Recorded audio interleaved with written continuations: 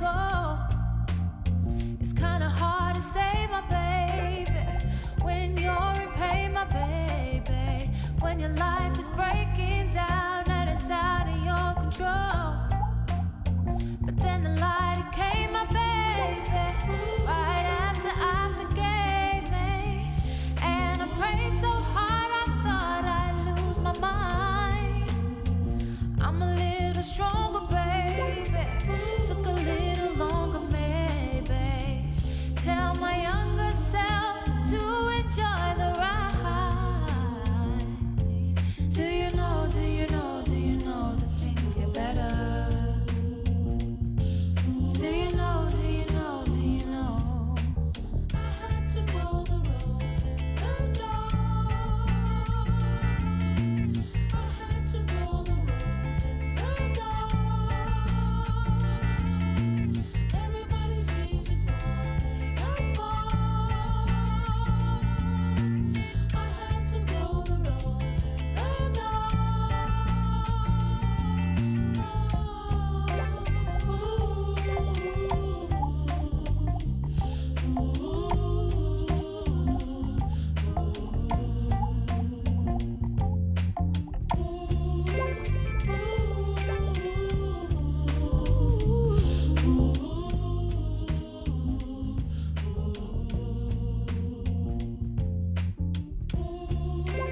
Hold out a little longer. It'll be alright. It'll be alright. It'll be alright. It'll be alright. Just hold out a little longer. It'll be alright. It'll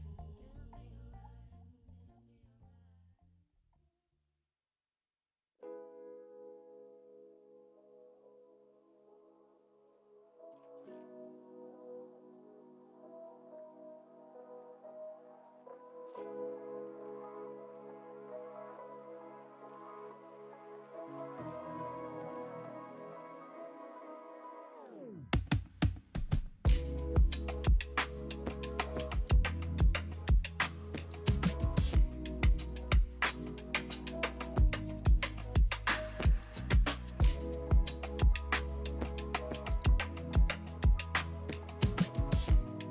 Who are on the other side are very unhappy. And she thinks she's not that good. No, and the message was essentially sort of low-key bullshit. I mean, oddly, in the sense that she was saying the central banks might be tightening too hard now, but conceding that, whilst on the other hand, insisting on this revision of trade and went too And Andreas was not very, he's also, He's just, he was very suave. yeah, Exactly. He played his role. He played his role. I really wish my colleague would come more time. So he had a long job. They should have realised it's anchoring the whole thing. Ladies and gentlemen, a very well welcome in the Polish House. My name is Magdalena Patroniak, and I'm very happy to be the host of this stage.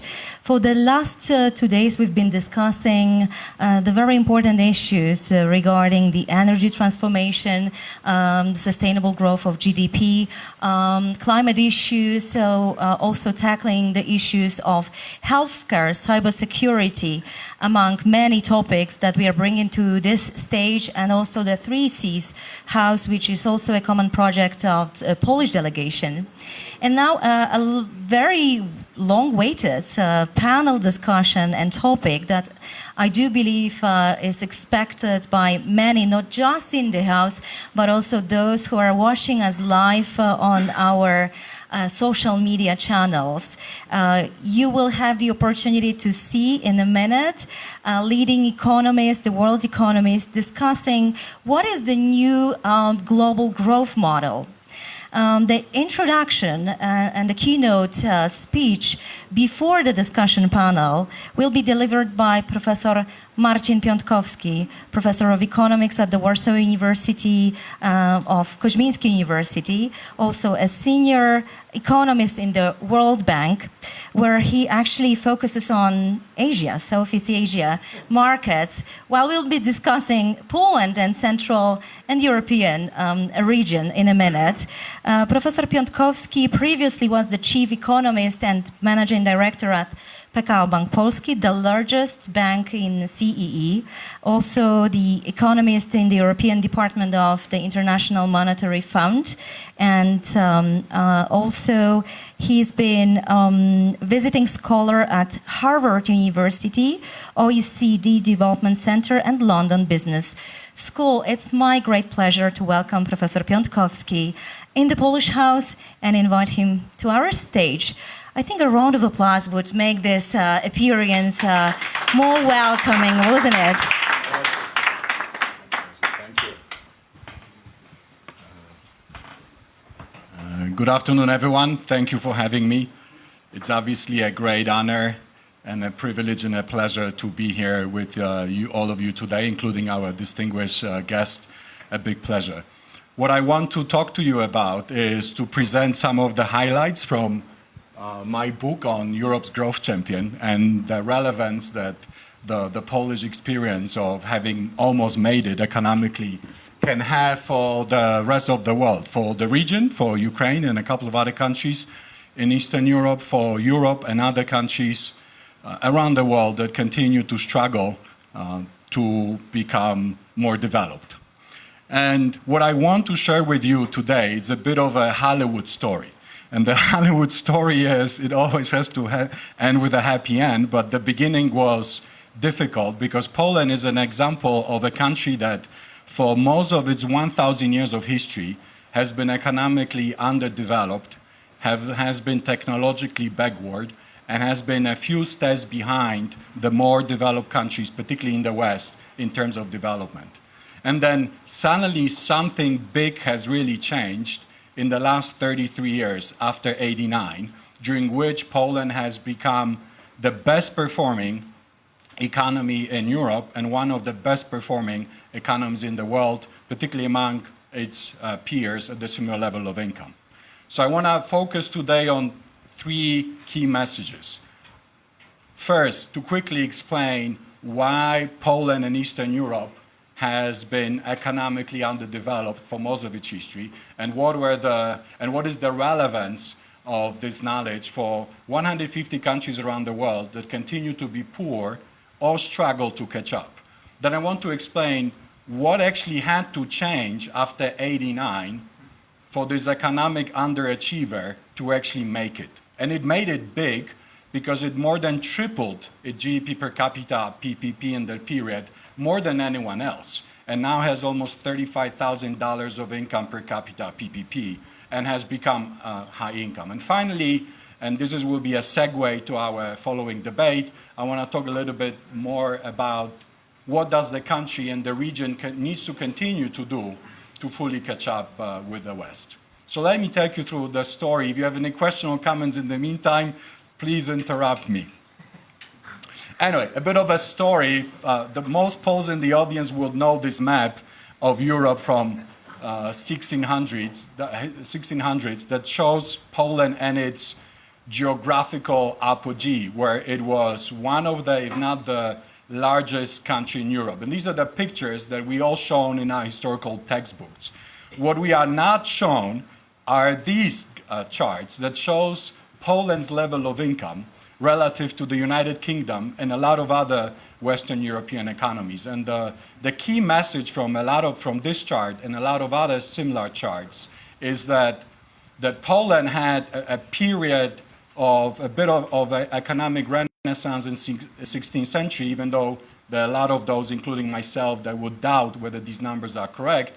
But the critical part of the message is that throughout the following 400 years, Poland and Eastern Europe has declined economically relative to the West. In 19th century, Poland's level of income was about only less than a quarter of the UK. Then it increased to not more than half, and it was only over the last 30 years that this catch-up really happened.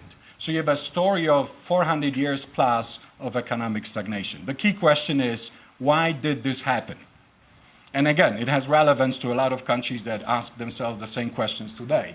And I try to explain this by borrowing a concept of extractive and inclusive institutions from Daron Acemoglu and James Robinson, who developed the concept. And my key message here is that, unfortunately, Poland and Eastern Europe was almost par excellence an exhibit A of being an oligarchic extractive society, a society that was ruled by the few for the benefit of the few. So very thin elite of gentry and aristocracy that created a system that was politically closed and was not, and all other classes in the society did not have an impact on the politics, but they also created a closed economic system with no rule of law, with no access to education, with no chances for flourishing for any other class, be it merchants, peasants, or any other part of the society. And it actually lasted up until more or less 1939.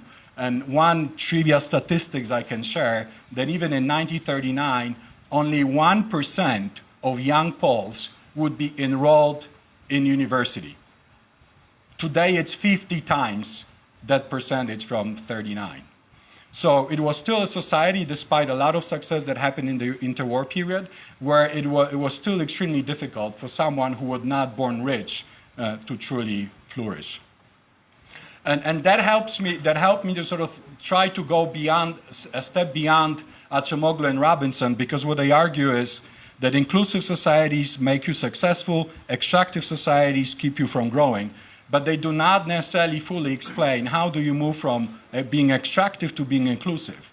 And without all the academic details, the bottom line here is that when I look at all the countries that have become high income, based on the World Bank definition over the last 50 years, the vast majority had to go through a period of violence, that's an arrow there, between extractive and inclusive, had to go through a period of violence, either internal or external, that was critical to weakening the old oligarchic feudal elites that kept these countries from growing.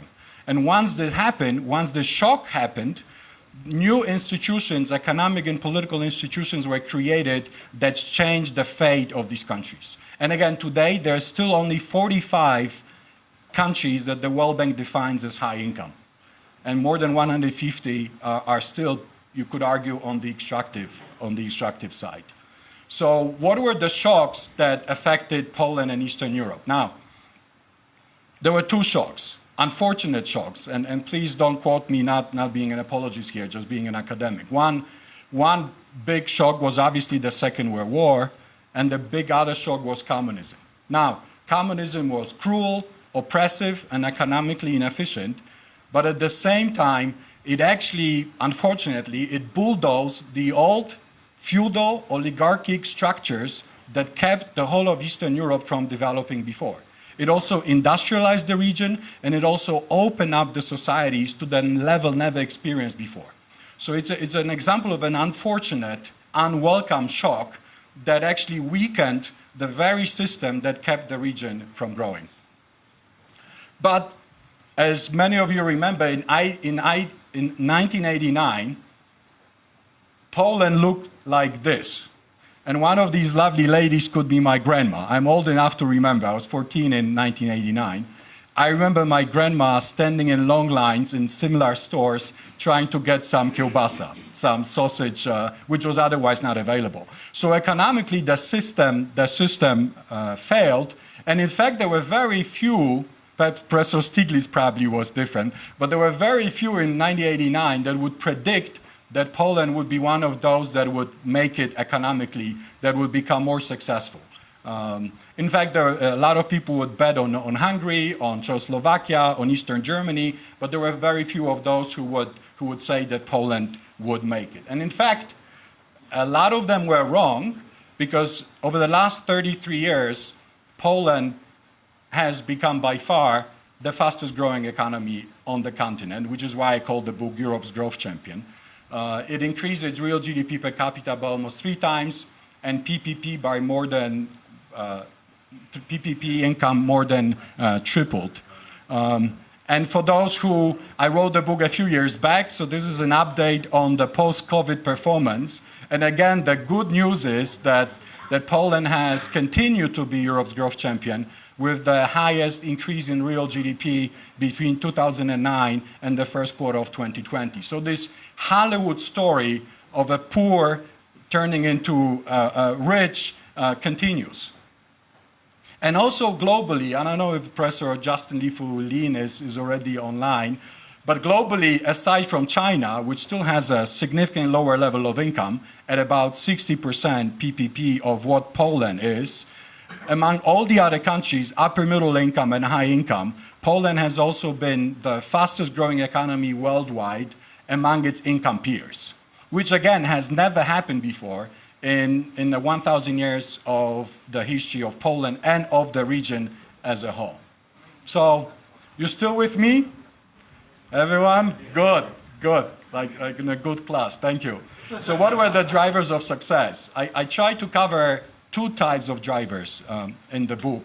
One are the well-known one, which is the proximate causes of success, which is what we mostly debated in the economic literature over the last 30 years. Professor STIGLITZ has written so much that he knows every single part of this debate. But my bottom line is that there's a whole list of things that had to happen for Poland to finally start growing after centuries of underdevelopment. And I won't bore you with details of all the causes. Perhaps I'll just focus on one, on the fact that Poland has never had oligarchs, which is a big deal, and perhaps one of the ideas for our debate later on. And the reason Poland never had oligarchs is, I would argue, is because it never had mass privatization at the very beginning. Despite the advice of global institutions that I know well, that were saying you need to sell, sell, sell, privatize, privatize, privatize, because of a strong civil society, mass privatization in Poland, even in a much narrow scope, did not happen up until 1995, where there were already independent media, where there was markets for asset prices, where the society and there was a stock exchange. So pretty much the institutions developed to ensure that the rents of privatization, the corrupt rents, were largely not available, which I think makes Poland's story much different than a lot of other countries in the region. But the fundamental question for an economist is, if we know what to do to grow and become richer, how come most countries fail to do it? And we have Nobel Prize winners, we have famous economic historians, we have World Banks and IMFs. How come all these countries are still struggling to grow? And I think the reason is that there are more fundamental sources of development, which I cover here, which made, again, success possible for the first time ever, which made the governments in Poland and Eastern Europe want to reform and actually adopt the policies that made sense. So it's again, and one of the interesting parts and probably the original contribution of this book is the post-communist legacy of leaving behind an egalitarian, inclusive, open society, where in principle in '89, it did not matter where you were from, what name you had, and how wealthy your parents were, in principle, in order to make it. And it was a fundamental difference that truly never happened before. And a couple of other things, including what I want to emphasize today, the EU membership, particularly in the context of Ukraine and Eastern Europe and everything else that we might be discussing.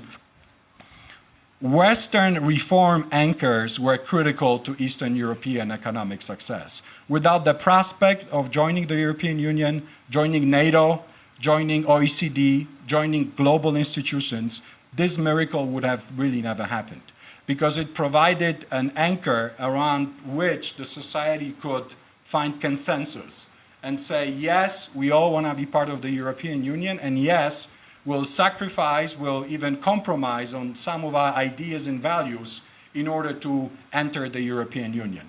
I wish it was the case for other countries. Hopefully, it might become the case in the near future. So what about the future? I have no idea. That's an honest answer.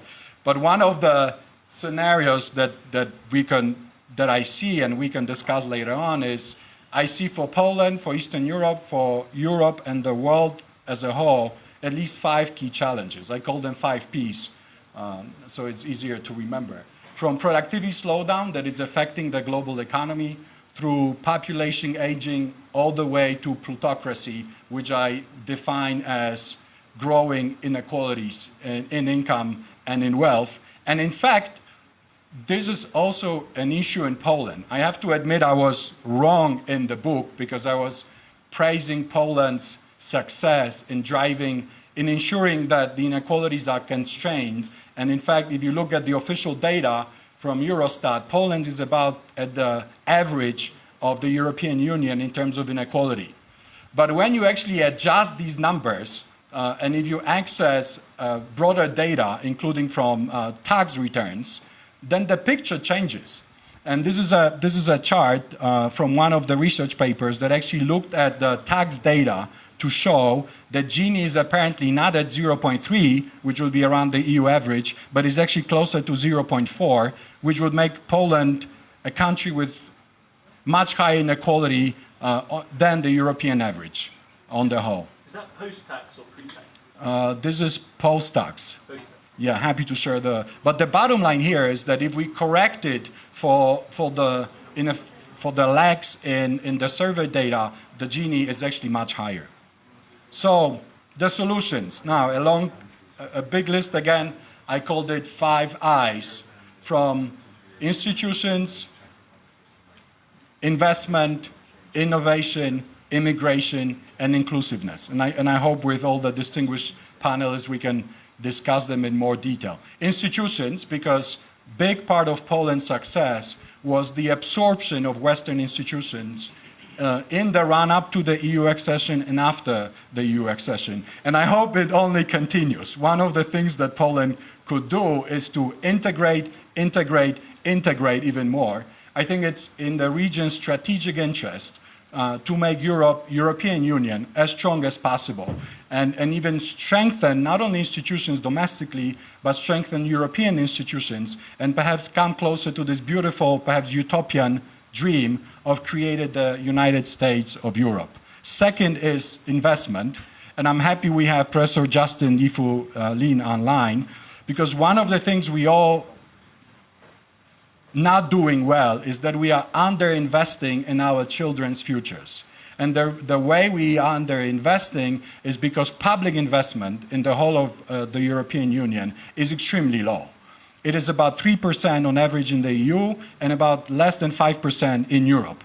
That happens to be only 1/5 and 1/3 of what it is in China in relative to GDP. One of the things I think we can learn from China is definitely to have much more focus on public investment, and there are no fiscal limits that should, in principle, prevent us from increasing investment in a broad sense. It's not only highways, it's not only high-speed trains, but also investment in education and in healthcare. Third point, innovation. It's a long point. The bottom line is we need to invest in brains, we need to invest in technology absorption, we need to invest in new ideas that will inspire others for the first time ever.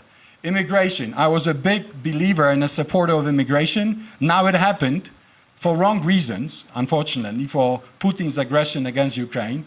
Poland has been the anchor, the magnet, the abode for millions of Ukrainians that have escaped the war. We'll see what happens with the Ukrainians. Hopefully they will all have a chance to come back. If not, the whole region and a lot of countries around the world will have to find ways to open up their societies to immigrants from all over the world. Otherwise, they will become old before they become rich. And finally, inclusiveness.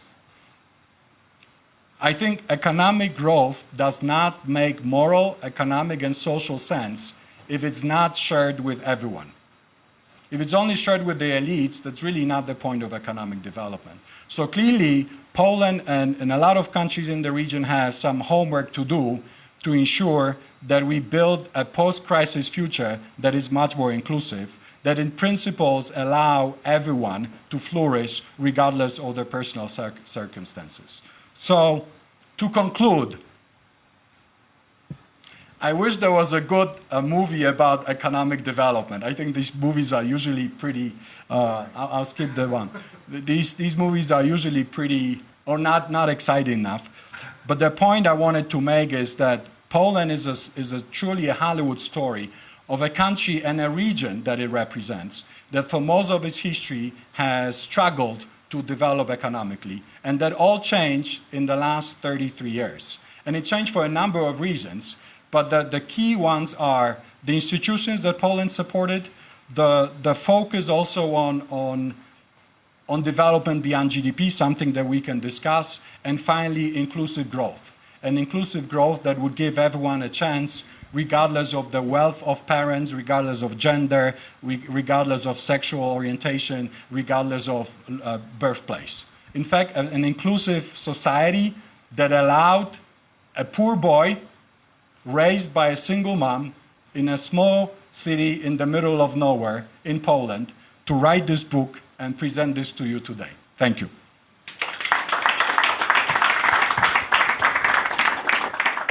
Thank you so much, Professor Piątkowski. Professor Piątkowski already brought to the table some solutions, and I think it's a really good foundation for the discussion panel that is about to come. Therefore, I'm pleased to welcome on the stage Piotr Arak, director of the Polish Economic Institute, who will moderate the panel, and he will also introduce our distinguished guests. Piotr, the floor is yours. The microphones are on. Thank you. They are? They are. No. Yeah. They are. Okay, great. Thank you. Hi, I'm Piotr Arak, head of the Polish Economic Institute. I feel like a guy on Comic-Con, because sometimes you get to meet, somebody like Jean-Luc Picard in person, although it's the actor playing him. And this is the same situation for me, because I have the chance to meet and speak with some of the people whose books I read throughout my life at the university, not only university, and sometimes, and I'm proud to say it, for pleasure. So please welcome Joseph Stiglitz, a Nobel laureate in economics. Professor Adam TOOZE, a well-known economic historian. You can read his book Shutdown. I think it's, and you're actually working on another one, as far as I know. Yeah, on climate. So, and MARCIN PIOTKOWSKI, you just heard. So for me, as I said, it's a pretty exciting situation, because what I can tell you, Marcin Racibórz is not in the middle of nowhere. So it's so it's a lovely city with a great brewery. So if you visit Racibórz, so you have the ambassador of the city right here. And for me also, if I can say so, for a son of a taxi driver and also a grandson of a Ukrainian immigrant who was a cleaning lady at the Polish Hotel Bristol, one of the most fancy hotels in Warsaw. It's also a pleasure, to speak with you, and you too, today. So, and it's also thanks to the development of that the country faced after the 1989 and the possibilities that it created for lots of people like us, I would say. So to do the things we do. But I wanted to start probably with Professor Stiglitz. You wrote in your book, People, Power and Profits, that it's not too late to save capitalism from itself. Because the title of the debate is more or less not only about Poland, but about the generic idea. And we had the economic system that we all live in, work, be under threat. Be in crises, different crises, typically always in crisis. But after the pandemic and the barbaric aggression of Russia, do you still believe it's not too late to save capitalism from itself? No, but I want to pick up maybe on thing. I first came to Poland in 1965 at the invitation of two of your great economists, Oskar Lange and Kolecki, as a graduate student. And so I saw some of those bare shelves that you described, and the transformation in my lifetime, has been just so impressive. But the comment I was, as you were talking, that kept coming in my mind is, you've had all that success, but you could lose it. And that's very much like the question, the United States has had enormous success. And the debate in the United States is, are we at a point where we may lose it? And that's where your question comes in. Is it too late to save capitalism from itself, or too late for, what needs to be done? And come back to Poland for a second. I agree with you very much that the institutions that you adopted from the EU were very critical. You had a competition law. You emphasized that you did not create the oligarchs that have destroyed Russia in many ways. You created a more egalitarian society, but as you showed, it was not as egalitarian as you thought, and it's becoming less egalitarian. You talked about the importance of the rule of law, and we know there's a lot of debate about the undermining of the rule of law in Poland within the EU. So all of those are, you.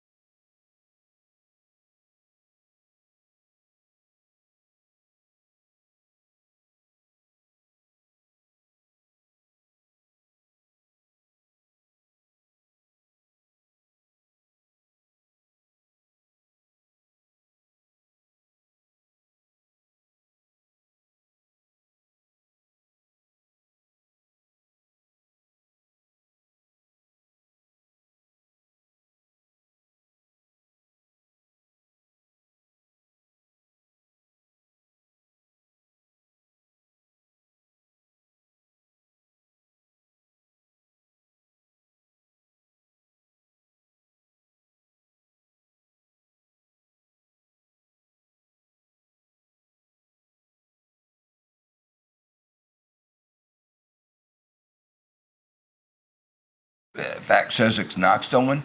Could one believe 10 years ago that one of the two major parties would evolve in that way? I think most of us would have said no. But in my book, The Price of Inequality, what I said is, if we have this level of inequality continue, it left us prey to demagogues like Trump. And I didn't think it would happen that quickly, but it did happen very quickly. And I think that is an important lesson, to realize how frail institutions can be. On the economic side, what we've experienced is, one of the successes, I think, you talked about the oligarchs, not having oligarchs in Poland, but one of the things that was very important, and one of your Kolotko, who was very important in the whole process of privatization in Poland, has emphasized and talked about, is when you privatized, it was also the case, you privatized to smaller enterprises. So you didn't have big, large, former state monopolies becoming private monopolies. And so you created the landscape of a more competitive market. in the United States, we are moving to a more oligopolistic society. So it's not only oligarchic plutocracy that we have in the United States, we also have a lack of competition in many, many markets in the economy. And the dangers of that are so evident, for instance, in the fact that, and this is not only, everybody focuses on the digital giants, but it's on little things. Like we just discovered that 50% of the baby formula is produced by one company. And when that one company had a problem, there was a massive shortage of baby formula, and babies going to hospitals because they couldn't get the baby formula.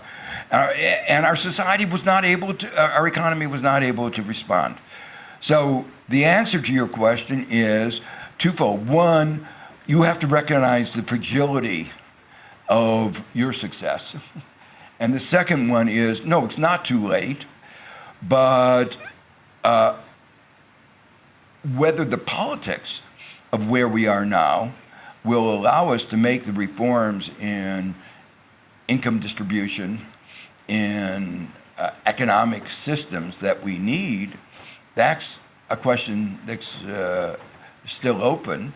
And your very disturbing picture that said the only way that you go from an oligarchic rent-seeking society to a more inclusive society is through violence. It's not one that bodes well for our future.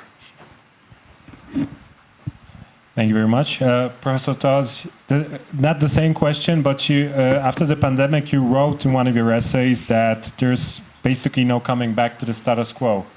After the pandemic, currently we also face threat of war, changes in the supply system, basically in commodities used by the European Union.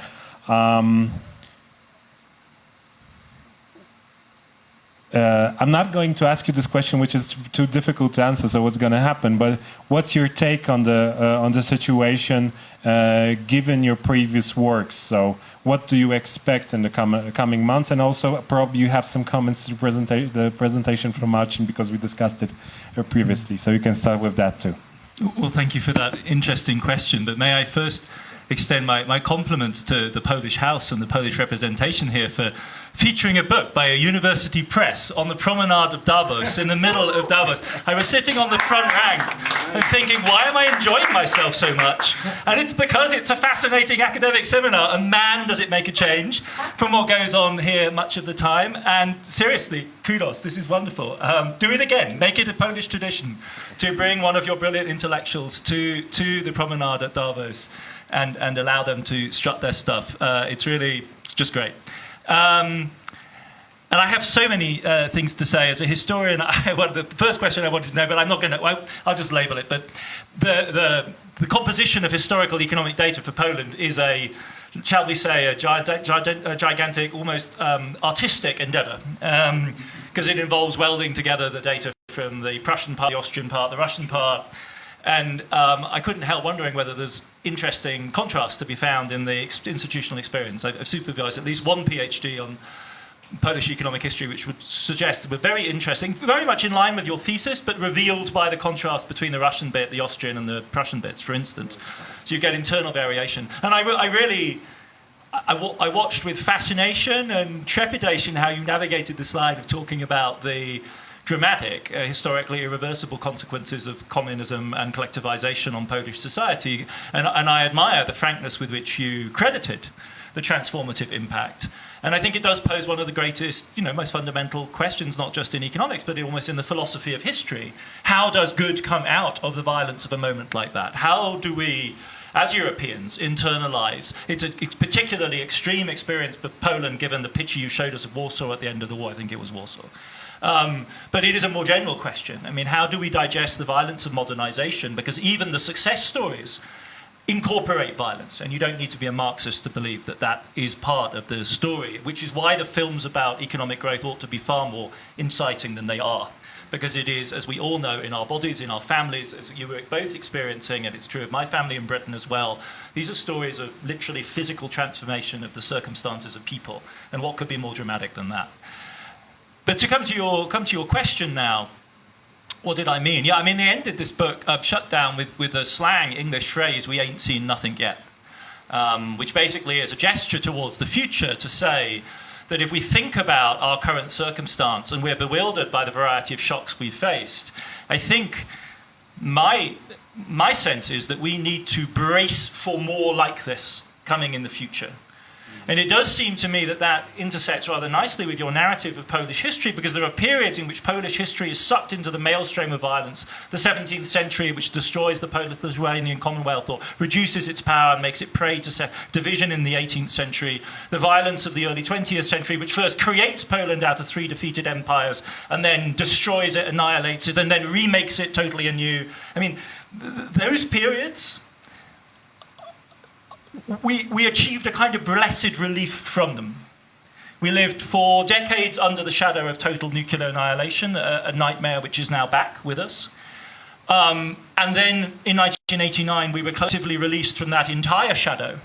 And in the background, and this is, as it were, the more metaphysical, grander vision of what you were saying about the EU, and then all of a sudden a safe harbour emerges, a port to dock to, a set of institutions which orientate investment, orientate institutional change, make it possible to barter, even in Poland, the painful cost-benefit choices with regard to shock therapy, which mean that you can pay the costs now to get the benefit later, because the benefit later can be promised with some degree of good faith. It's not merely a neoliberal gesture. It actually delivered for the vast majority of people. Not everyone in Poland equally, but for the vast majority. And I think one of our big challenges right now is, can we plausibly construct that kind of scenario for the future going forward? I mean, I wrote that book about COVID, and I wrote it mainly about 2020, and I had a sense that the story wasn't done. But I didn't think we would come to Davos in 2022 and not know whether the biggest shock coming down the line this year to the global macroeconomy may not be the war in Russia. It may not even be an escalation of saber rattling, but it could be the implosion of the Chinese growth story under the double shocks of the real estate crisis and the renewed COVID crisis from which they have no exit. We're still not done even with that pandemic, and we now also have a war to deal with. That seems to me to be emblematic of the kind of world that I was trying to capture in that description. A new period of troubles. I mean, in Irish history, this is called the period of troubles. In Polish history, too, there are these phases. And that, I think, is what we have to brace for. And so all of those challenges which you laid out for us so nicely, the 5 I's, the 5 P's. The five P's and the I's at the end, the institutional innovation, they acquire an additional urgency from this. Because if we know anything about what might give us the resilience to go forward, I completely agree. It is the preservation of institutions, investment in the broadest sense of the word, and innovation. And those are the 3 areas where rich countries like we are now just need to double down. And the public investment figure that you quoted is essentially indicative of our failure to grasp the seriousness of the trouble we may be heading into.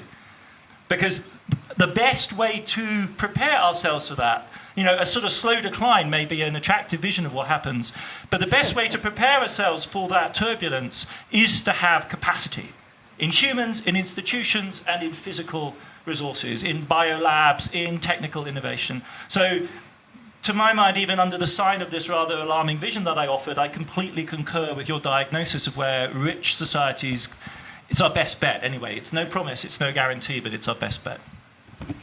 Thank you. And we have Justin YIFU LIN also with us, a professor at Peking University. Hi, Justin. It's lovely to see you, actually, although not in person, because lastly we met in Warsaw. I think it was a year before the pandemic back then. I hope you heard parts of the presentation that Marcin did on his book.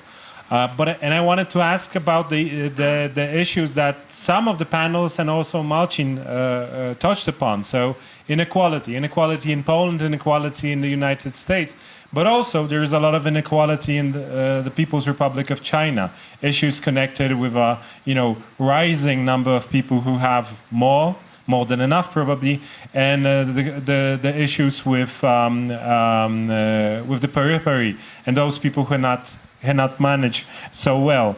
Don't you fear that this rising income inequality might become a force of disintegrating or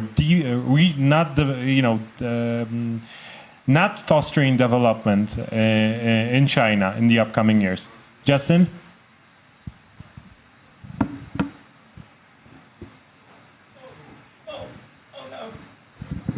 It's a lovely smile. Yeah, he has a lovely smile. I guess.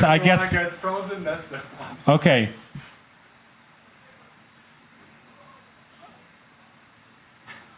Okay, I guess the connection is very fuzzy. So I want to turn now to Marcin because I think it's not going to work. But Sorry, let's see.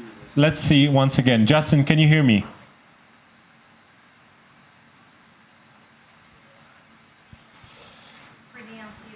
Yeah, so I guess the connection is unstable. So sorry, it doesn't work. So yeah, yeah.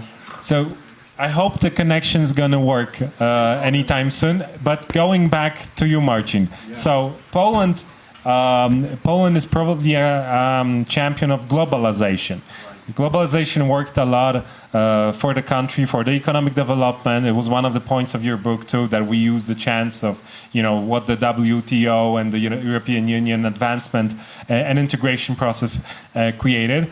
But don't you fear that the deglobalization or globalization that is happening since 2008? So we're at the same level of trade to the global GDP, basically, the last 14 years.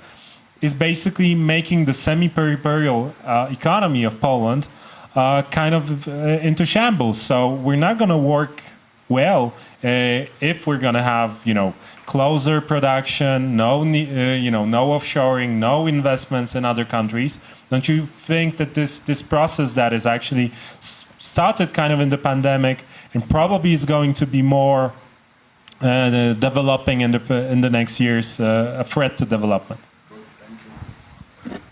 Yes, thank you. That's an excellent question. Perhaps we can just call Professor Justin and have at least his voice, if he can come next. But in response to your questions, and thank you also for lovely comments from Professor Stiglitz and Adam about the book. But to your question, if you allow me to be non-Polish for a second, I would say I am optimistic.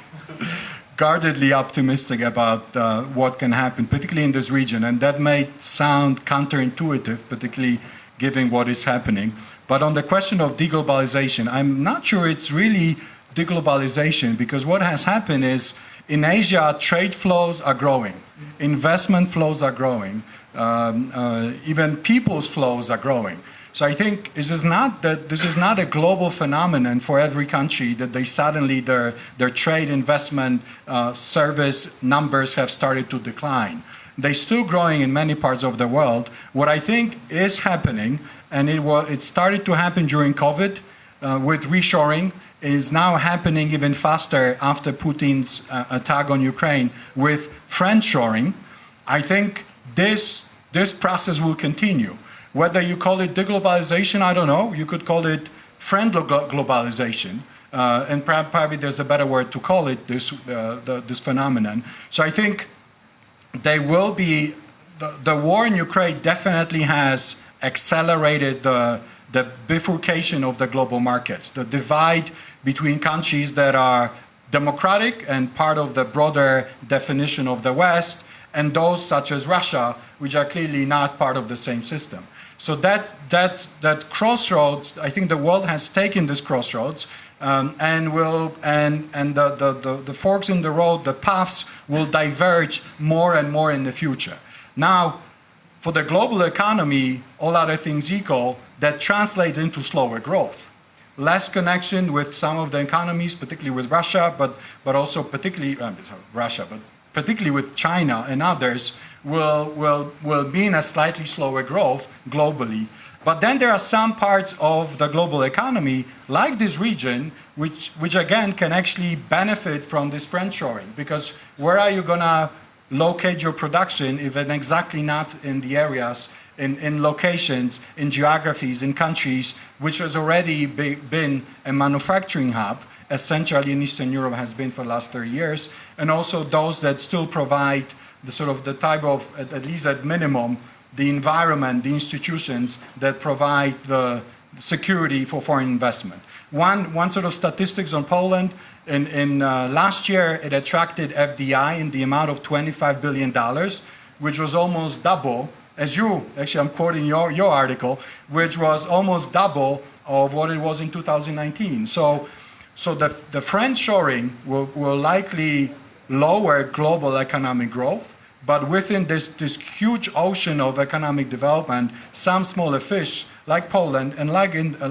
the region will actually do better. And perhaps last comment on this, for the last 30 years, we have heard a lot about Western decline and the rise of Asia. And there are a lot of arguments that would justify the Western decline. And the fundamental argument is that the share of the West in the global GDP has decreased. And the major reason it has decreased is because China's share, India's share, has increased so much. But now the question is it a failure of the West, or is it the success of the West that we have declined in a proportional terms? I would argue that it's the success of the West that it created a system that allowed countries like China to grow for 40 years and to undergo through a one-of-the-kind economic miracle. So I think, and the war in Ukraine has also shown that we have underestimated the power of the West in a broader sense. That includes Japan, Korea, and a number of other countries, in how it can coalesce against, around values which are critical for development. So last point I want to make here, Poland and the region is clearly in the Western camp, and I think there will be benefits and sort of downsides, but on the whole, I think will come out well. Thanks. Can I just put a couple footnotes? Joe, you may have, okay. Justin back. Justin? Okay. Justin, can you hear me? Professor Lin? Do you hear me? Maybe we're still working now. Justin? No, it's still not working. Okay, please. I'll put footnotes in while he... so the first point is that the structure of the global economy is changing. So you would have expected, no matter what, that the role of trade would decline. As incomes go up, you move more to a service sector economy, and the trading services is inevitably going to be smaller than in manufactured goods. So just looking at the statistics, you shouldn't infer that it's the end of globalization. Secondly, before 2008, and I say also before 2019, we were in an era of hyper-globalization. We pushed it too far. And by that I mean we didn't balance the risk of being insufficiently diversified, the risks of, we pretended that borders didn't matter. And Trump showed that borders do matter. And COVID-19 showed that borders do matter. And so the realization that still we are in a world where nation states are the basic unit, political unit, means that they're inevitably, and that the private sector is excessively short-term, means that as we rethink the fact that borders do matter and that we realize that markets do not have sufficient attention to risk, like excessive dependence of Germany on Russian gas, which was obviously foolish, and I wrote about that in my book, Making Globalization Work, in 2006. Going back from that may actually make growth faster.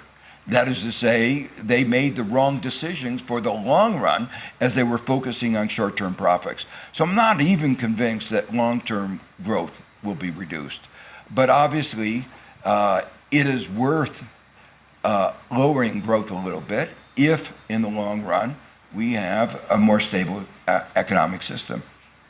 Thank you. So my next question is the same for all of you, and it's because from time to time, All economists are seen as fortune tellers. Even today, I was asked by one of the public officials about the perspectives of the Polish economy in the next 2 years. But imagine just in 5 years, what's going to happen? What's going to happen with the world economy? You have these two tremendous shocks, the energy shock for the global economy caused by the war. Is the Green Deal, for example, operational? Are we going in this direction?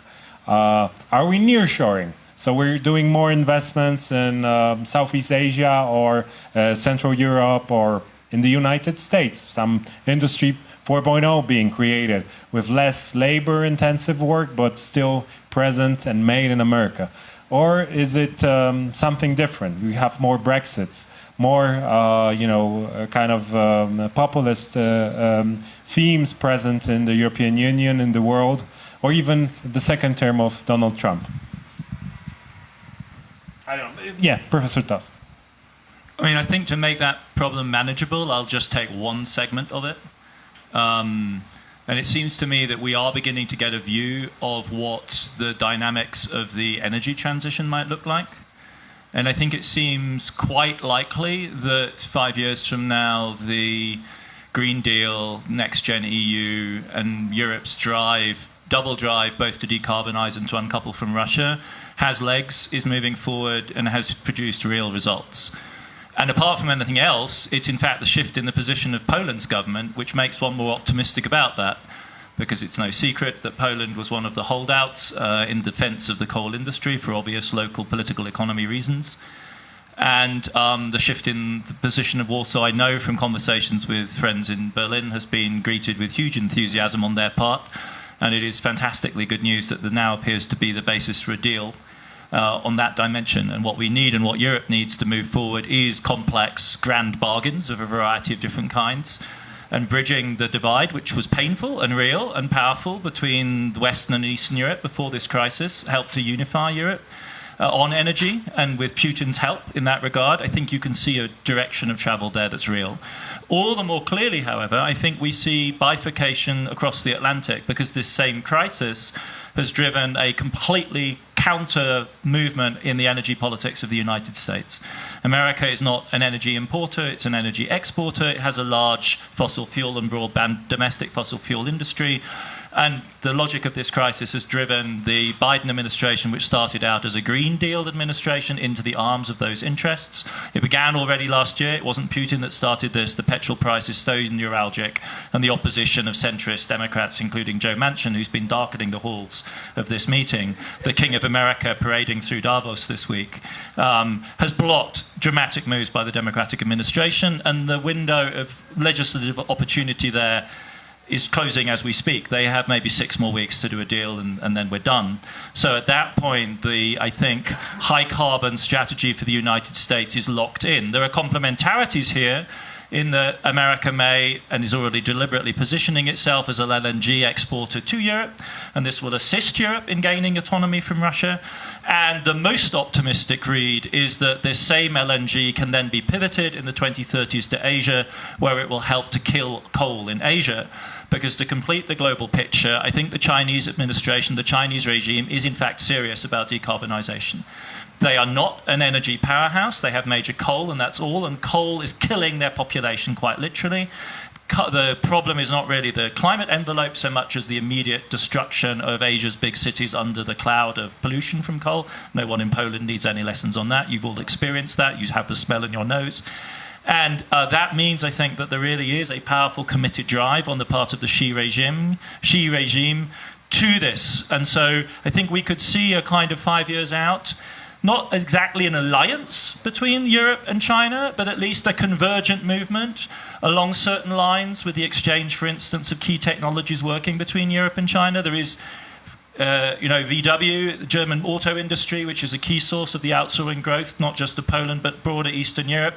The shift to electric vehicles is the future in that sector. It doesn't happen without collaboration between Europe and China, because it's those two markets where the future of that industry will be decided. So that would be my effort to sort of partially map this impossible question in that one sector, where you see a combination of convergence for specific regional reasons and divergence transatlantically.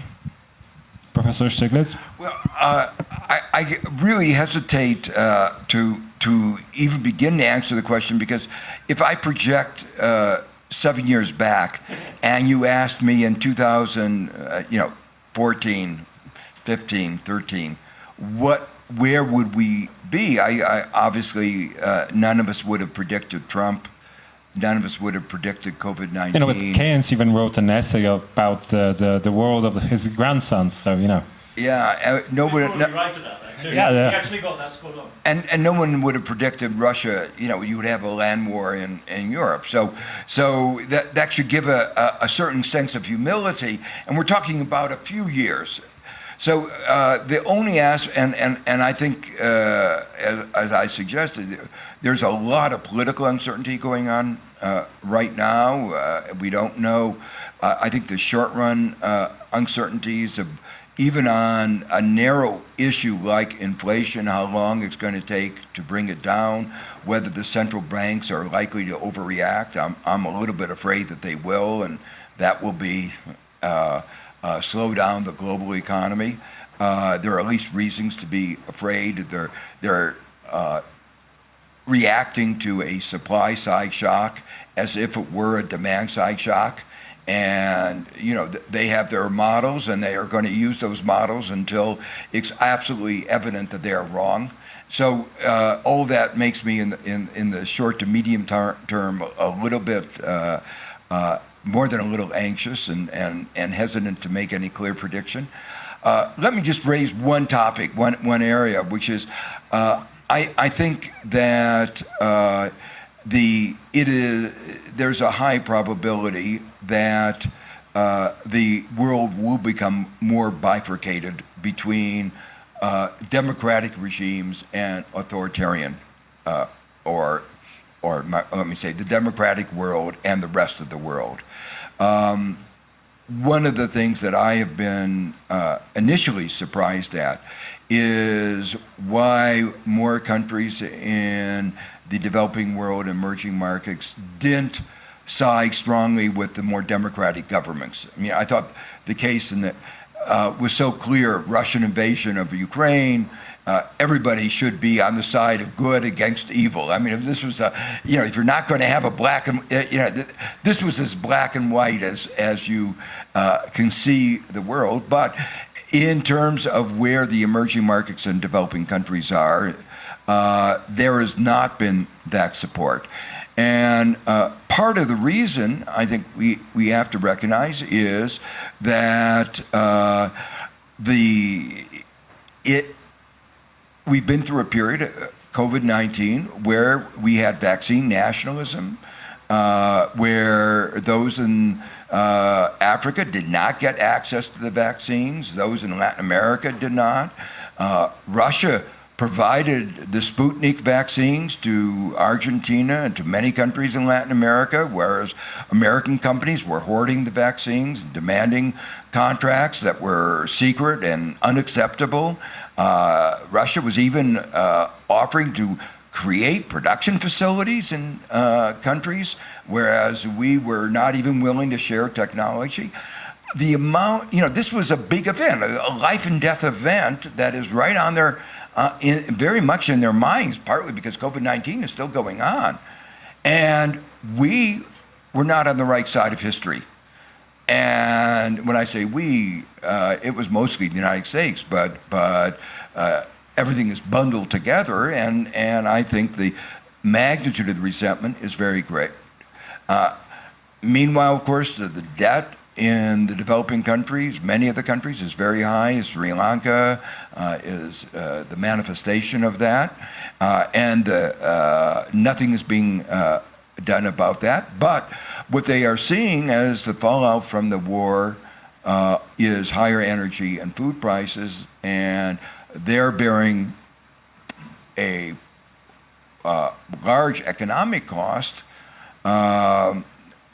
without any help from the advanced world. So that has played out in a way that I think has, rather than being the war being a unifying force globally, it's been a unifying force among the democracies of Europe, America and the other democracies in the world, but not globally. And obviously, that feeds into a kind of nationalism that was being played out both in the United States and China, that was moving us for no rational reason, I think, but moving us in different directions that had begun under Trump with a zero-sum mentality, but very clear is now bipartisan in the United States. And I think what worries me is that kind of division will make it more difficult to solve the kind of common problems that we have in climate change. And I agree very much with Adam from what my conversations. China is very committed to doing something about it, partly for the reason that climate change and pollution is a real political issue in China. But what worries me is that the increasing divide will make it harder for us to cooperate to solve that and a lot of the other problems that have to be solved globally. It's worth saying, I think, that Joe's fascinating observation just a second ago about the global response to the Western calls for a rally around Ukraine is not merely speculation, but borne out by conversations I've had with several people around Davos this week, extremely well-informed observers of both the African and Middle Eastern scene have confirmed to me the complete lack of credibility of Western calls for unity and a stand on principle and global order in the face of the essentially default, the failure by the West in the more recent crisis, the far more comprehensive crisis of 2020 and its aftermath. So this is something that for me has been very fascinating to observe at Davos. On the one hand, the success of Ukraine and its allies in using this platform to present the demand for unity, which has been very impressive, and as has been the case throughout this struggle, the information war is being waged with real intensity and purpose. But on the other hand, it's also worth noting at a global forum like this that you do get the UN General Assembly dynamic, and it is something I think we have to take seriously. Apart from anything else, just for prudential reasons. If we don't want this to be actually a further demonstration of division and the West's solipsistic preoccupation with itself and its failure to understand the gap between what concerns us absolutely existentially. I totally sympathize with, I obviously speak with a British accent, but I grew up in Germany. I have a European identity. And it reverberates through you if you come from the history of World War II, what is happening here. But we have to understand how remote that seems to the vast majority of other people on this planet. We have, if we want to achieve, just for purely pragmatic prudential reasons, and we have to learn exactly the lessons that Joe has followed on from. We have to understand that there has to be a quid pro quo and there has to be institutional change. And we do, I think, have to have a reckoning. And I'm surprised we're not having it here, over the failure of COVAX, of the failure to provide. And Joe was kind. It is true America failed and Europe did a better job, but only marginally better. And in the end, Africa is Europe's neighbor, not America's neighbor. And it's Africa that really failed to get the vaccines. Now, we've had great luck. They, in fact, didn't experience the major epidemic that we all feared, but it wasn't for anything that we did. And that is not lost on those people. And just one more footnote on that. Germany has been the major blockage at the WTO to the access to the intellectual property, with Switzerland and the UK hiding behind Germany. Yeah, and especially, I'm going to do here a bit of advertisement because previously we presented a paper on the emitting 7. So if you want, we have some papers and reports is also available. Yeah. Here, please, if you want one too, so, Professor. So it's climate change and the cost of climate change. It's not only for Europe to bear. The 7 biggest emitters are responsible for 70% of the emissions. and they're also going to have to pay approximately 67 trillion US dollars by 2030 to reach the Paris Agreement goal. So it's not only Europe's effort, and we always, and I take part in those discussions at Brussels. It's our job, but it's also, please remember, we need to convince not only Central Europe, but also these other guys somewhere else to do the same. And I think it's worth reflecting also on the fact that the COVID crisis in China right now is the failure of a national policy. They did not vaccinate adequately, they did not protect the vulnerable, and they were too proud to recognize that they needed to have placed a bulk order for Pfizer mRNA vaccines this year as soon as the glut became available, because there is excess capacity now, and Beijing didn't buy them.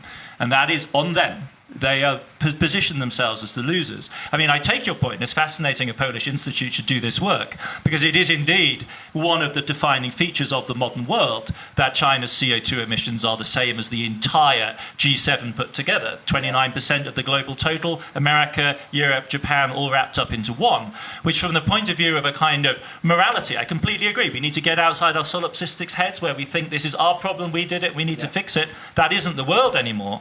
But we also need to humbly recognize that that means that our fate, as far as the climate crisis is concerned, is no longer in our hands.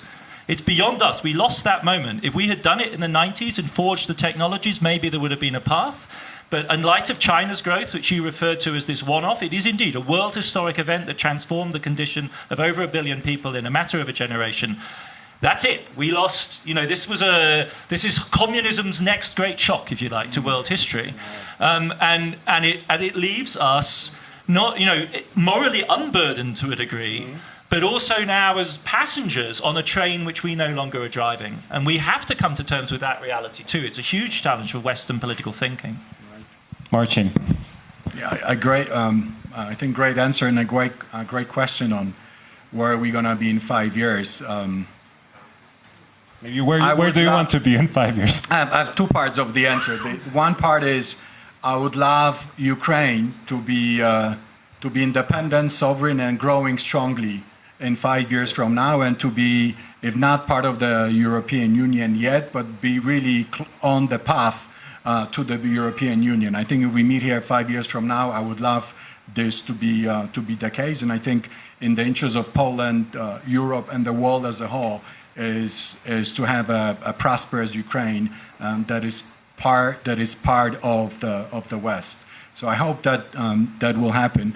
The crises tend to have silver linings. I mentioned the controversial ones like the wars and communism, and unfortunately we also going through crises, global crises that can turn various ways. We have the climate change crisis, we have the Ukraine war crisis, we have the global high inflation crisis. So there's a couple of things that are happening at the same time. And I don't know if we manage to deal with it all, but I think one of the things that is definitely happening, and I think that's positive, and I think, Adam, you mentioned this, is Europe's cosmic speed removal of its energy dependence on Russia. And I think that's a big deal. Also because it will require Europe to double down on investment in green economy and reducing emissions. Europe is not a big part of the global climate change fight anymore. It's, 8% of total. But I think it's critical for Europe to continue to be a global leader that can show that it's possible to actually be moving into a green economy and remain competitive at the same time. And who knows whether Putin's aggression will be the type of shock that gives the whole idea a boost.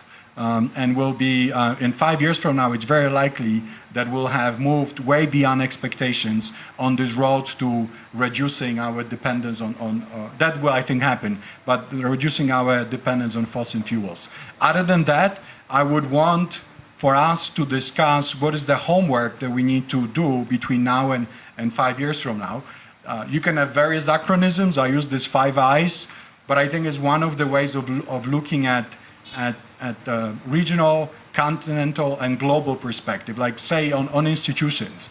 It's not about only strengthening institutions, rule of law, as you kindly mentioned. It's also about strengthening institutions in the European Union, including on how we we create new sources of financing for helping Ukraine and getting Ukraine into the EU, but it's also a question of global institutions. I mean, are we satisfied with how the global institutions have responded to the multiple crises? Are we? I'm not sure. I think it's a rationally rhetorical question. Yes. So the point is, so what do we do? How do we change United Nations? And I won't name the institutions, but I think it's, as we've talked about global governance architecture for decades, but now we've dealing with another shock, and the question is, what do we do from now? The problem got vastly more difficult, right? Because there was that period from the early 2000s through 2013 maybe, where we thought the G20 was the de facto power, right? So UN General Assembly is dysfunctional, the Security Council is dysfunctional, except when they can, the rare occasions when they can agree. So the G20 is the functional powerhouse that sits behind the IMF and the World Bank and the Basel Committee and gives us some sort of grip, right? It's not an executive committee of the global bourgeoisie, but anyway, it's a powerhouse of the leading 20 states, right? And it can drive and what the position it takes. And now that's dead. Clearly, we can't even convene a meeting of the G20 and agree a communique. And this already started with Trump, but it's now really fundamentally crippled. So that, I think, is a huge challenge. And as Joe was saying, I mean, the obvious route is to back out to the 1970s institutions, which are post-Bretton Woods, Cold War era. So that's why you get the revalorization of the G7 in recent months. But can we really believe that the G7 is an adequate framework for capturing the world as it currently stands? I mean, in one of your setup questions, you mentioned Indonesia, India, and their future and their role in the world economy. We cannot conceivably talk about global governance at the G7 level. I mean, it would be prima facie illegitimate. So there's a huge problem here of rethinking that framework, which is this double legacy, right? It's Bretton Woods, World War II legacy, Cold War legacy, then the post-Cold War moment. And now I really don't think we have a clear map. And the risk is that then we end up with essentially the American institutions acting as backstops, the way in which the Fed does. And it cannot. I mean, it will only work in the dollar system, and we know how fragile America's own domestic institutions are. Remember the sort of people that Trump was toying with appointing to the Fed board before it was sabotaged by Republicans in Congress. We should have no confidence that we will be able to do that again. We could end up with gold bugs on the Fed board. So at that point, I think the position of Europe becomes more and more important as an anchor also of an alternative vision for incorporation. And that, I think, is a huge challenge and it also gives, I think, a meaning to Poland's experience. Because development economics, it's no joke. I mean, Joe was citing Oskar Lange and Kalecki, but development economics in the 1940s and 50s came largely out of the experience of the Polish Republic in the interwar period, the development of the big push programs of the 1930s, which then, by way of World War II, became internationalized. And Poland is actually a leading laboratory for, exactly as you're arguing, for successful transitions from agrarian societies to global growth. And I think Eastern Europe has the possibility of repositioning itself, as it was in the 30s, 40s, and 50s, as one of the real laboratories for thinking about growth paths. Polish economics had an influence in India after World War II that was very considerable for that reason. Currently, we have in China and also in the States and other places with Marcin. So, and I can tell you that one important factor. So, our institute dates back in historic terms to 1928, and actually Michał Kalecki was working for the institute pre-war. So we were quite proud of this ancestry that we have in intellectual terms. Professor Stiglitz, what's your take on this global governance? Please in mind that in the G20, you didn't have a Central European representative. There was always, this EU and Germany that represented the interests of the Central European economies, and we're at in this situation in 2022 where it could work better. Well, the G20 always lacked a certain legitimacy. It was not inclusive, to use a word that you used, and small countries were not included. It was random. Why was Saudi Arabia there? Why was, there were some countries that it was not, you might call it a scientific basis of representation in any sense. And I was on a UN panel after, I chaired a UN panel after the global financial crisis on how to restructure the global economic architecture, and we argued that there should be a better, more representative way of dealing with these issues, and it got a lot of support at the UN, but nothing happened, obviously. But having said all that, it was a place where, at certain key moments, people got together and exchanged views. It has had a moment, even after COVID-19, when they got together and decided to do work on a tax agreement, to have a global minimum tax. Not the best agreement, but still an agreement. So it was an informal framework where people could get together.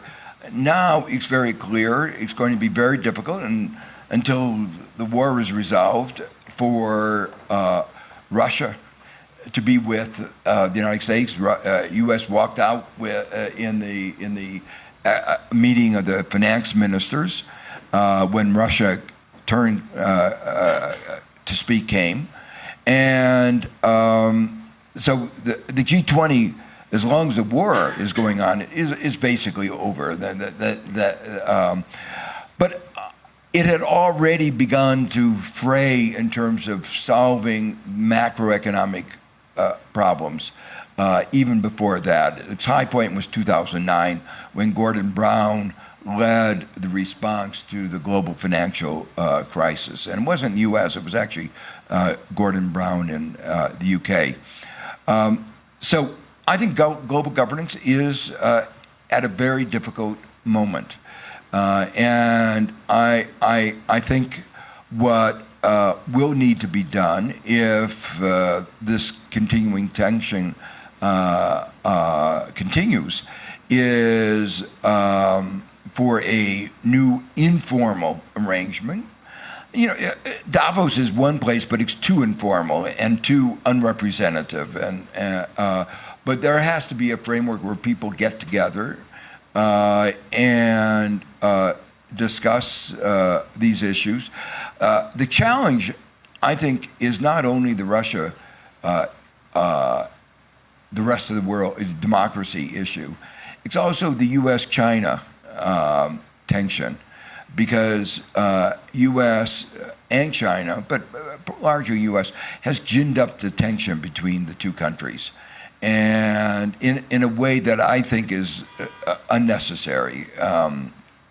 And of course, we're going to have different views, about Hong Kong, democracy, Uyghurs, but we still need, if the planet is going to be saved, we have to cooperate on climate change, if we're going to respond to pandemics.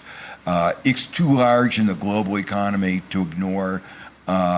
So in my mind, they're toning down of the rhetoric, trying to figure out what kind of trade relationships you can have among countries that don't share the same values, but there still benefits from economic exchange. It isn't the philosophy that we had in the aftermath of the end of the Cold War, where it was the end of history, Francis Fukuyama, we would move China to become a democracy within just a few years. That kind of rhetoric, that kind of hope is not going to be there. The same hope was with Russia. Yeah. So the reality is, though, we share the same planet. There are some beneficial gains from trade. And we're going to have to figure out, I think, how we navigate that new landscape. That's a very interesting topic, and I'm going to ask you about this, Marcin, also more from the your university side, not your professional side, basically. So, what's your take on the global governance? So, do we need a new more formal organization. We're thinking of G20.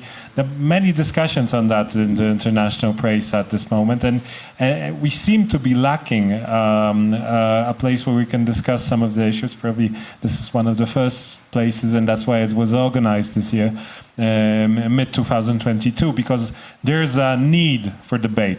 So what would you expect? Maybe optimistically, how it would look like. I think, thank you. My bottom line is that we'll truly need to be pragmatic. On the one hand, continue to talk to everyone, including through G20 and various other fora. But at the same time, I think it's inevitable that the democratic world will be developing new type of institutions. And we can have a debate on how it will undermine G20 and the rest. But this will create another hopefully a source of new ideas for the rest of the world. Now, how legitimate that will be, that's another question.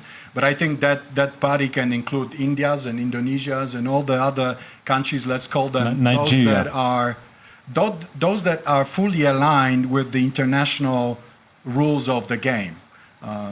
That they not necessarily have to be always democracies, but those that sign up to the international rule of law and want to actively participate in global discussions. So I think I have no clear solution of what the institutions will be. I'm stating the fact that we are seeing that will be a institutional division around the world, and there will be more of this friendshoring, and there will be more of this friends institutionalizing.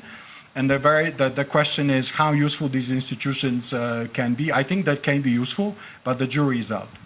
Oh, you just triggered me on the rule of law, and I mean more gossip from Davos, but like hell, we're in Davos, so we might as well share. I was having a conversation in the lounge with a senior Qatari figure.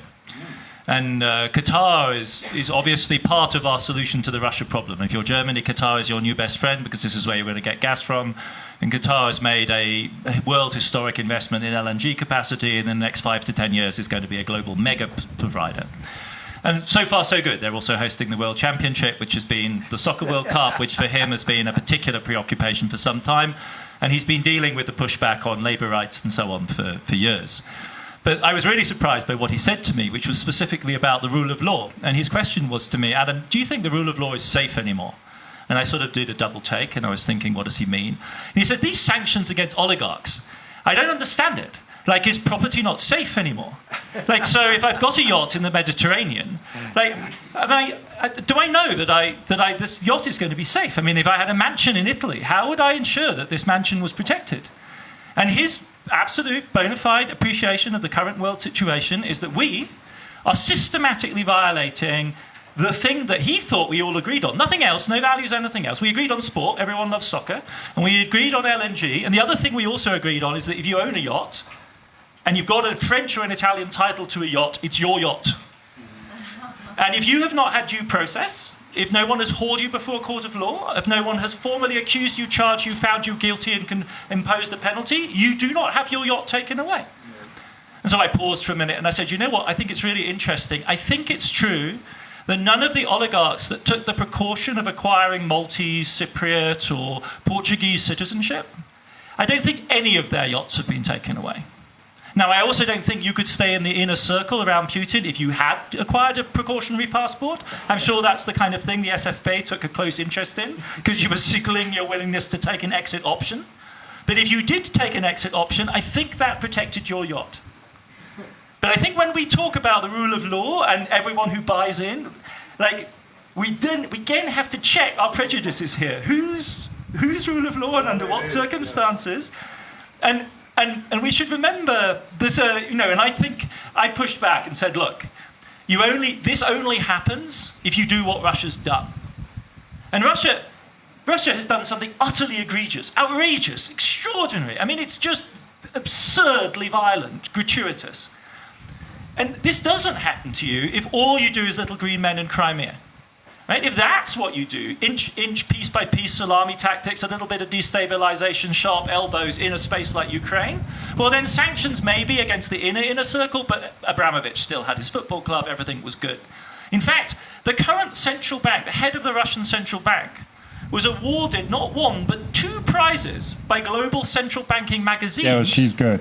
I know she's incredibly good, and she was awarded these prizes for her skillful management of the crisis created by our sanctions imposed on her country. Respect, madam. An incredibly good job you're doing in handling the sanctions that we imposed on you for that minor infraction in Ukraine. Seriously, good job. And the phrases are things like, tough but conservative and orthodox measures yielded remarkable results in the face of sanctions, quote unquote, prize 2 times over. So they thought they were playing that game.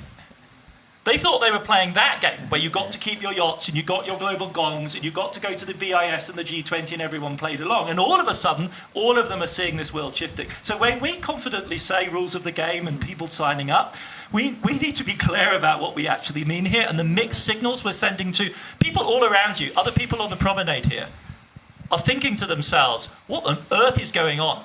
I thought Davos was a neutral place. When I used to do Davos, it was this weird neutral place where you could be anything you like. MBS has his personal foundation. We all know who we're talking about here. Has his personal foundation just a few doors down from you. Right? So they thought that was the kind of space we're in. And all of a sudden we're not. So let's be clear, we've changed the game here. Okay. Professor Stiglitz, Marcin, final remarks because we have to end, but we're just a bit over time. So it's a question. What about Qatar? We used to have this question. What about Kansas? Now we'll have the question. What about Qatar? Yeah. I mean, and let me just emphasize some of the ambiguities we're talking about. The U.S. had a conference where it invited, quote, all the democracies. What they really said, all the people who are not against us or not with China. And most of them were not most of them, a lot of them were not democracies. So we define as a democracy those who are on our side for the time being. So Saudi Arabia might be invited. A couple of years after they saw the bones up of Khashoggi. We forget about those human rights violations. And I think, at least for many Americans, this is too pragmatic, to put that it is too value-free, that somewhere we need to navigate between saying, we have certain values. There are some countries that really have acted in a way that is beyond the pale. Some countries, we can continue to deal with you, but you're not our best friend. We have to work together to solve common problems. And, old story, if you were on the Titanic and it's going down, you would still... and somebody that you really didn't like or you thought was morally corrupt was on your rowboat, you would still row together. You wouldn't say, I'm not going to row just because I don't like him. You row the boat together, and that's a little bit dealing with climate change, is like rowing the boat together so that we all, at least that I survive. And but at the same time, you don't say, we're the best of friends. You don't compromise on your values. And I think we've had a very hard time navigating that kind of statement that there are things that we have to cooperate on, but at the same time, we can be open in criticizing what you've done, and you may not like it. You criticize us, what we've done, our history of slavery, our history of a constitution written by a group of rich white men many of whom were slave owners. What is the legitimacy of that kind of a constitution? It's one of the things that we're beginning to debate in the United States, a very troubling realization. A constitution that is as old as the Polish-Lithuanian Commonwealth. Now you're talking. In 1776, for crying out loud. Yeah, and people say that we should tether our hands to what those rich white men said. a large fraction of Americans says that's crazy.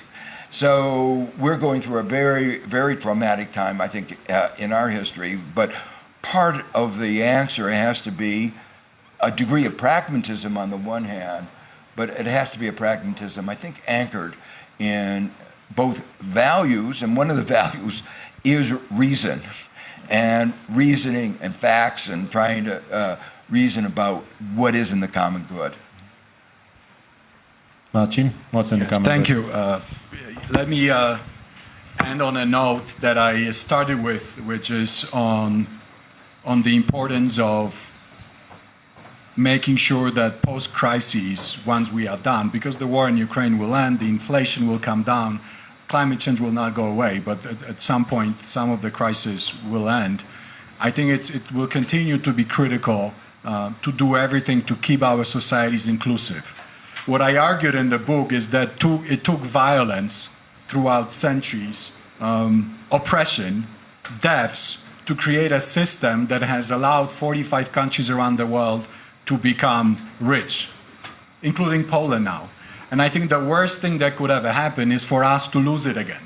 I love America, I live in the United States, but there's in my chart, there's also a way back from being inclusive to being extractive, which is when you cross a certain threshold in inequality, which you go back to the oligarchic society and you end up in another sub-equilibrium. And I think there are some, we are not there yet, but there are some countries around the world that are risking of coming really close to that point of, again, of no return. So I would want for the global debate to continue on what exactly do we do post-crisis.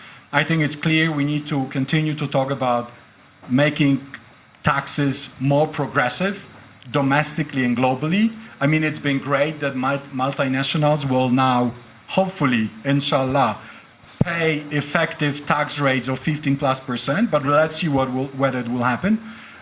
We also have, I think there's a lot of space for discussion about the global wealth tax. Why not? I think this idea has been around for a long time, and I think it's useful to see what we can do. 5 years back, no one thought that a global minimum tax on multinationals would be possible, and suddenly it happened. So I think more progressive taxes. I think there's, again, so much space for doubling down on public investment, particularly in public services. That's what creates inclusive societies, education, health, and all the other critical investments that will keep social mobility high. And I think we are totally fundamentally underinvesting in Europe, in Poland, and in the United States in public services for all kinds of non-economic ideological reasons. And finally, I think there's space for direct transfers to support those that for various reasons were less lucky. In Poland, you might not know, we have this child cash transfer called 500 plus. It has not exactly increased fertility rate, it was supposed to. But that's another topic. But the way I see it is, in fact, it turned out to be a sort of a national dividend. It is a way for the society to directly share prosperity with everyone. And what is a better way of sharing prosperity and building future than to directly support children in all kinds of families, and rich and poor ones? So I would just reframe the whole discussion about the 500 plus and child cash transfers everywhere else. I would call it national dividends and a way of sharing prosperity that Poland has had. And the last word on Poland, I think Poland and a lot of countries in the region have proven themselves that they have a model that helps them develop. Poland in many ways has become sort of Robert Lewandowski and Iga Świątek of economic development.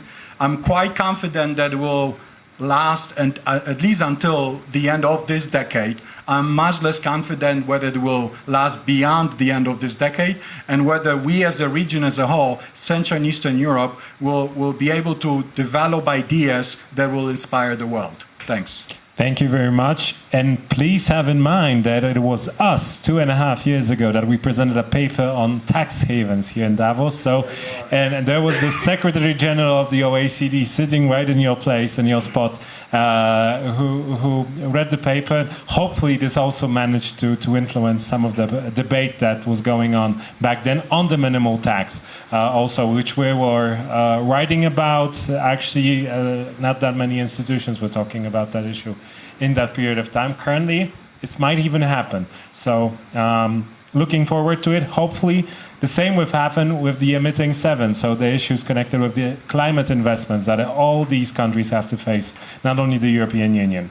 So, guys, it was a pleasure. Truly, it was a lovely discussion for me. So too bad we didn't have Justin, but I think we managed to provide you with an interesting debate, hopefully for everybody that's also watching online. And I guess this is also going to be available somewhere in the social media, so maybe somebody else might see this discussion in the future or in a couple of days. So thank you very much, and I know that the press is waiting for you, so thanks. Yeah, a big round of applause to all our speakers. This panel started like a good Hitchcock story on a high note, and it became even greater over time. Did we find the answer to what is the next growth model? I leave it on you. But for sure, it was a fascinating discussion that is really creating a very hot atmosphere in the Polish House, and the atmosphere is going to be even greater in the evening. I want to invite you already for the Polish night, which will take place here in the Polish House. It will be opened by the President of Poland, Mr. Andrzej Duda, around 7:15 p.m. By then, have a fruitful discussions and enjoy amazing panelists and speakers and business people in the room. Thank you.